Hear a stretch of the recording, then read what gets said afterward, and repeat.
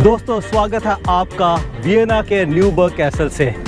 और इस वीडियो में आपको मैं बताऊंगा कि शेनेगन वीज़ा के लिए कौन से रिक्वायर्ड डॉक्यूमेंट्स हैं, फॉर्म कैसे फिल करना है, अपॉइंटमेंट कैसे बुक करनी है, अपॉइंटमेंट कैसे अटेंड करनी है, पासपोर्ट कलेक्शन का प्रोसेस।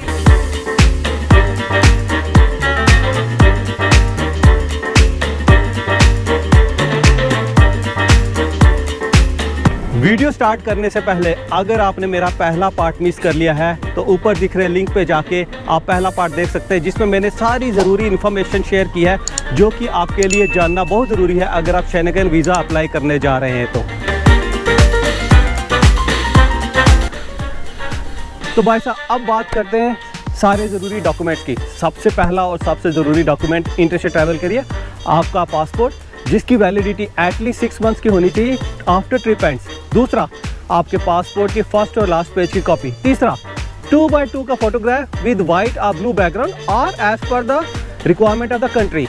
बाय द वे, इस टाइम मैं खड़ा हूँ म्यूजियम आइलैंड के सामने। ये बर्लिन का म्यूजियम आइलैंड है। इसे म्यूजियम आइलैंड इसलिए बोला जाता है क्योंकि यहाँ पर हैं बर्लिन के सभी फेमस म्यूजियम और साथ ही साथ बर्लिन का सबसे बड़ा कैथेड्रल बर्लिन कैथेड्रल, जो कि आप मेरे पीछे देख सकते हैं। अब चलते हैं पराग और वहीं पे आपको मैं दिखाऊंगा next set of document requirement.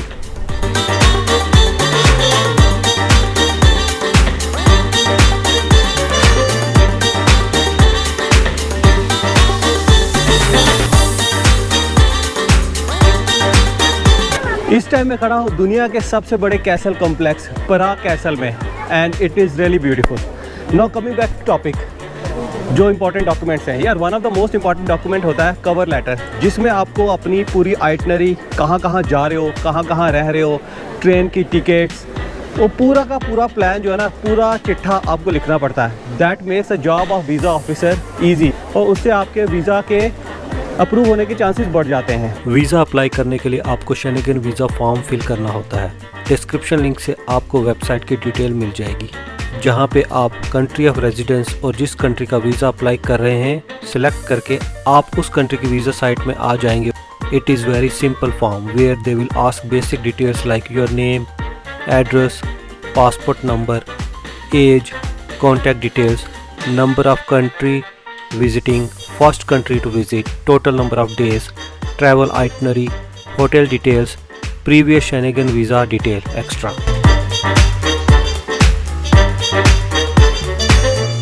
और जैसे फॉर्म फिल कर लेते हैं तो उसके बाद सारे के सारे जो डॉक्यूमेंट हैं फॉर्म के साथ आपको अटैच करने पड़ते हैं। अब कौन कौन से डॉक्यूमेंट चाहिए उसकी लिस्ट आपको VFS की वेबसाइट में मिल जाएगी कि क्या क्या डॉक्यूमेंट आपको चाहिए।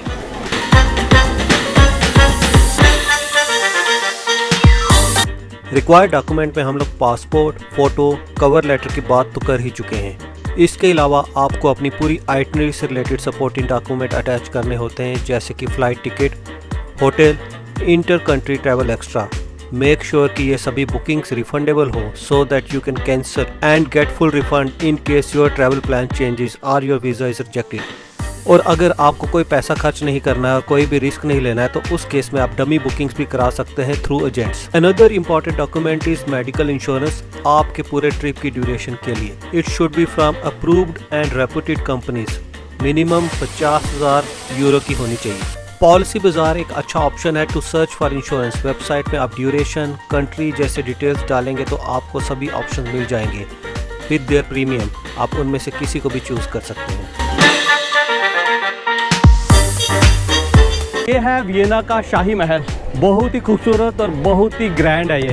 Now coming back to topic, तो अभी तक हमने देखा कि कौन कौन से ट्रैवल से रिलेटेड डॉक्यूमेंट चाहिए होते हैं। अब बात करते हैं कुछ फाइनेंशियल डॉक्यूमेंट के बारे में जो बहुत ज़रूरी है, क्योंकि फाइनेंशियल डॉक्यूमेंट डिसाइड करते हैं कि आपकी फाइनेंशियल स्टेबिलिटी कैसी है, आप लोग ट्रिप अफोर्ड कर सकते हो। दूसरा कि आपके पास इतनी प्रॉपर्टी या इतना पैसा है ना कि आप कहीं ये तो नहीं है कि यहाँ पर आके बस जाएंगे, क्योंकि यहाँ पर इलीगल इमिग्रेंट्स का बड़ा पंगा रहता है। तो वो लोग एम्बेसी वाले चेक करते हैं कि यार ये बंदा रहने आया है या घूमने आया है। तो फाइनेंशियल डॉक्यूमेंट बहुत ज़रूरी है। तो अब फाइनेंशियल डॉक्यूमेंट्स कौन कौन से चाहिए होते हैं? सबसे इजी है, कोई अगर वर्किंग आदमी है, वर्किंग आदमी के लिए बहुत इजी रहता है। उनको मेनली 2 डॉक्यूमेंट चाहिए होते हैं, पिछले 3 महीने की पे स्लिप और एम्प्लॉय रेफरल लेटर, जिसमें बताया जाता है कि भाई इस कंपनी के लिए काम करता है और ये सैलरी है, ये डेजिग्नेशन, ऑल दोस थिंग्स। अगर आप काम नहीं करते हो तो उसके लिए ट्रिकी रहता है। तो उस केस में आपको ज़रूरी है कि आप जितने डॉक्यूमेंट्स प्रोवाइड कर सको उतने करो।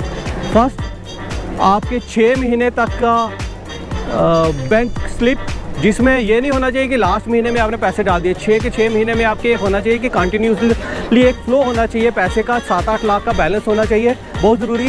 दूसरा, अगर आपकी कोई इंडिया में प्रॉपर्टी है उसके भी डाल दो, क्योंकि यार अगर आपके पास अच्छी खासी प्रॉपर्टी है तो उनको एक कॉन्फिडेंस आएगा कि यार ये बंदा जो है ना, इसके पास तो इतना ऑलरेडी प्रॉपर्टी है, इतना पैसा है, तो ये तो यहाँ पर बसने नहीं आएगा। तीसरा, फॉर्म 16 से रिलेटेड डॉक्यूमेंट, GST से रिलेटेड डॉक्यूमेंट, वो सब आप ऐड कर सकते हैं। इसके अलावा अगर आप एज ए डिपेंडेंट जा रहे हैं, लेट्स से कि आपकी वाइफ, पेरेंट्स, बच्चे जा रहे हैं और उनकी कोई अपनी इनकम नहीं है, तो उस केस में जिसकी इनकम है, जिसके ऊपर वो डिपेंड कर रहे हैं, उनके डॉक्यूमेंट्स वो वहाँ पर ऐड कर सकते हैं।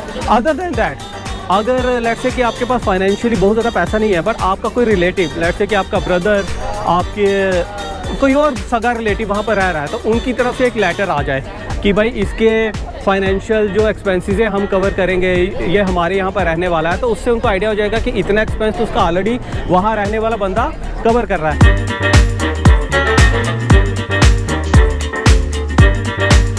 इन डॉक्यूमेंट्स को सबमिट कैसे किया जाए? तो यार डॉक्यूमेंट सबमिट करने के लिए आपको अप्रोच करना पड़ता है VFS को।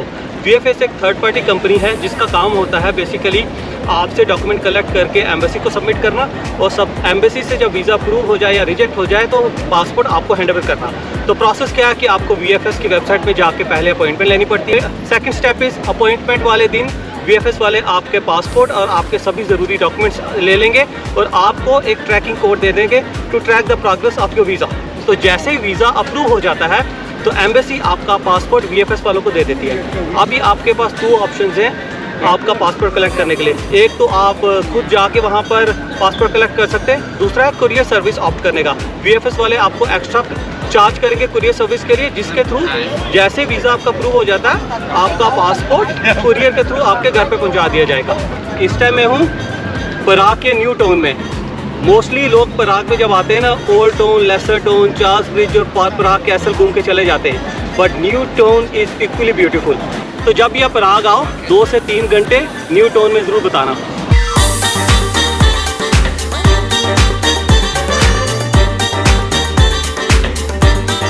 तो गाइस, ये था वो प्रोसेस जिससे आपको आपका शेनेगन वीज़ा मिल जाएगा। Not so complex, not so expensive, थोड़ी सी ड्यू डिलिजेंस, थोड़ी सी अवेयरनेस और आपका वीज़ा आपको मिल जाएगा। बस आपको करना क्या है, आपके सारे डॉक्यूमेंट सही होने चाहिए, आइटनरी सही होनी चाहिए। फाइनेंशियल डॉक्यूमेंट्स को 6 महीने पहले से अरेंज करना शुरू कर दें। कोई भी डॉक्यूमेंट को फेक ना करें। फेक करने से एक तो आपका वीज़ा रिजेक्ट हो जाएगा और आप इंटरनेशनल ट्रैवल के लिए भी बैन हो सकते हैं। तो never fake your documents. Bye the way, इस टाइम मैं कहाँ हूँ? इस टाइम मैं हूँ एम्स्टर्डम, और एम्स्टर्डम फेमस है अपने हज़ारों कनाल्स के लिए। और उन कनाल्स में जो सबसे फेमस, सबसे खूबसूरत कनाल है वो है हेरन कनाल, जहाँ पर आसपास यहाँ के रिच लोग रहते हैं, यहाँ के बड़े बड़े रेस्टोरेंट, होटल है यहाँ पर। उसके सामने मैं यहाँ पर हूँ और यहाँ पर बोट क्रूज़ आपको चलते हुए हमेशा दिख जाएंगे। तो आई होप आप लोगों को मेरा ये वीडियो अच्छा लगा होगा। अगर अच्छा लगा है तो लाइक और शेयर ज़रूर कर लें यार, बहुत मेहनत लगी है। और चैनल को सब्सक्राइब कर लें अगर अभी तक नहीं किया है तो, और बेल आइकन को ज़रूर दबा देना ताकि मेरे आने वाले सारे वीडियोस की नोटिफिकेशन आपको सबसे पहले मिले। इंस्टा, फेसबुक, एक्स में मुझे फॉलो कर लें फॉर शॉर्ट ट्रैवल वीडियोस। तो जल्द मिलूँगा आपसे एक और नए यूरोप के वीडियो के साथ। तब तक जय हिंद, नमस्कार, सत श्री अकाल।